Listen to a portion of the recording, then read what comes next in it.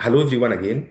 I would like right now to show you how to use LTspice. After downloading LTspice, I will search for it, LTspice, which is this guy. This is the first thing that will be appeared once you clicked on LTspice. If you would like to create file, I'll go to file and then a new schematic file. Here, I have here different components. This guy is used like a wire. This is the ground. By the way, for any circuit, I have to have a ground. And this guy is used for the resistor, capacitor, inductor, diodes. This is for the power supply if I would like to use it, which is voltage source. I don't need it right now. Now, I would like to show you very simple circuit, DC circuit, like what we did in lab number 4, which is talking about Thevenin and Norton and superposition. So I would like to draw some resistors connected in parallel or series, whatever, and then I have voltage source.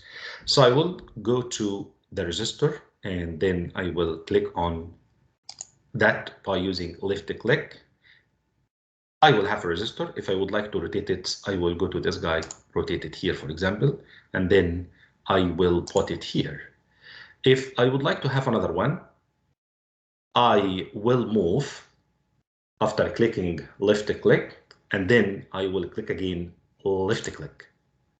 If I would like to stop adding more resistor, I have to here, like what you are seeing, if I moved, I have another resistor. If I would like not to have other resistors, I have to stop that operation by clicking on right click on the mouse.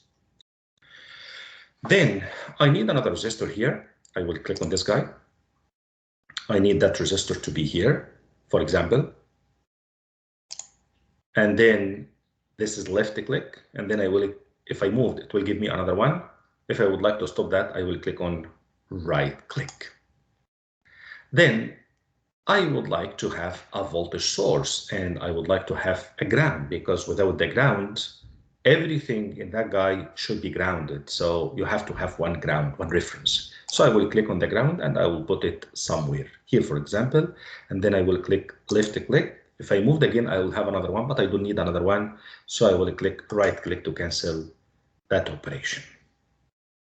Now I would like to have a voltage source. So I will go to this guy to click on the components, and what you want, I would like to have voltage, which is DC volts. So I will click on this guy and imagine I'm going to put it here. Left click, I will put that here, but if I moved, I have another one.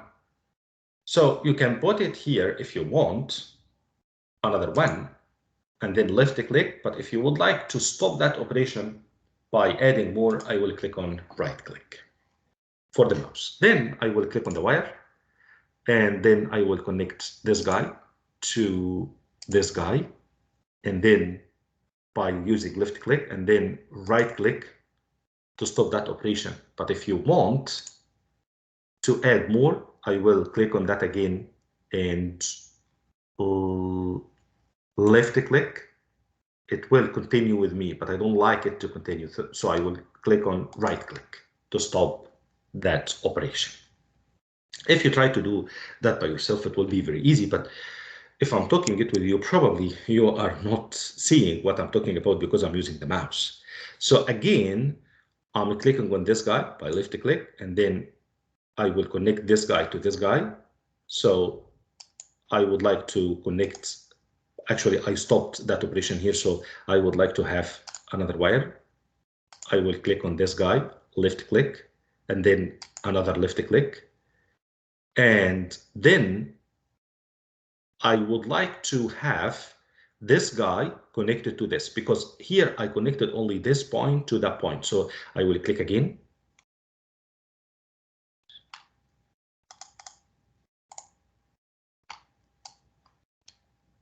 I can move this guy by using this hand. I can move this guy anywhere.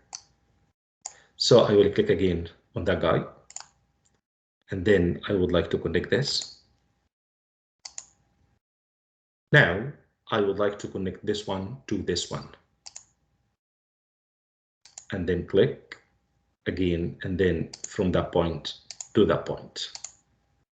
And then I will stop by right click, stop that operation. Then I would like to connect this, left click to that level, left click, and then I will go up, left click, and then I would like to go down, left click, and then right click to stop that operation. So I would like to connect this guy, left click to this guy. Then I would like to connect this one to this one. So I will click on this guy, left, and then click here. And I have finished everything right now. So I will click on right click. And then I would like to put values for the voltage. So I will go to the voltage source by clicking right click. It will open another window, put the value of the voltage, for example, 100. Right click on this guy, maybe like 50. Okay, then right click on that resistor. What is the value of the resistor? Any value, imagine like 100 ohms. Put a value for this, right click, imagine 50. Then okay, put a value for this resistor, imagine, for example, 70, any values I'm putting here. Then I have already completed everything, and I would like to see the simulation for my circuit. Let me make it bigger a little bit by using this or this. So for simulating the output, I will click on simulate and then run. Here, he's asking me which type of run. Do you like to use AC analysis, transient, or whichever? Here, I would like to see the transient because I would like to see the output within like 10 seconds. And then, okay. Here, he didn't give me any output because I didn't show him that I would like to measure any voltage. So what I have to do, I'm going to go to that circuit. And what I did, I clicked here I clicked here on that guy. This guy is giving you the current here. So the current in that direction, he is telling me it is negative value, which is that, and it is constant because DC. If you would like to measure the voltage, you can, for example, here, measure the voltage for that node. So I will click. Once I'm seeing that, this is measuring the voltage, but this guy is measuring the current because it has arrow, but this guy doesn't have, it is measuring the voltage for that node. So if I clicked on this guy, it gives me the voltage for the blue, which is this value. So this guy is representing the current, and this guy is representing the voltage. He's telling me the voltage is equal to approximately 38.7 something. If you would like to measure the current here what you are seeing the current, so click on that by left click. Here he measured the current in R3. He's telling me R3 is represented by red. So this is the value for the current. And here, like what you are seeing, the value is positive because the current is going in that direction.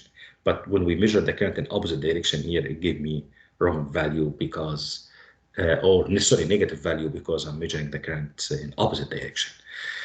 Here, if I would like to measure the current in this guy, I can by left click. Again, he gave me the value of the current is positive, and so on. This is the easiest way to use for LTspice for our lab number 4. What you need only, you will draw your circuit and then you will start measuring the currents. What's needed from you, you will show me that, and you will show me that print screen, that guy.